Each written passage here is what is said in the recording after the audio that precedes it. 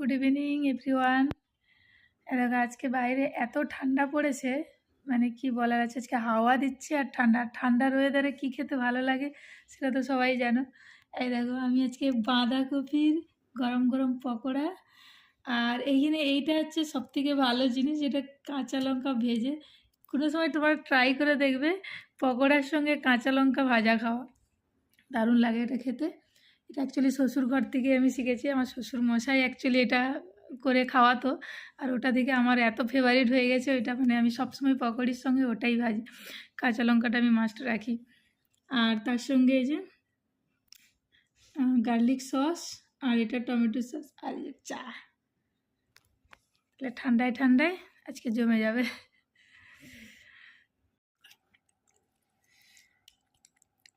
এই যে সস দিয়ে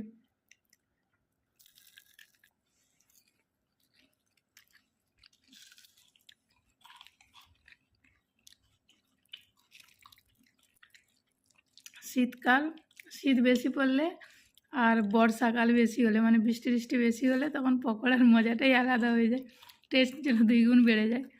গরমকালে অতটা ভালো লাগে না খেতে, এটা সবাই জানো।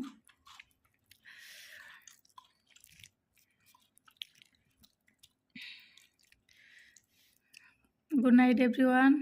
আর কেমন হয়েছে কমেন্ট করে জানিও, লাইক কমেন্ট শেয়ার করে দিও।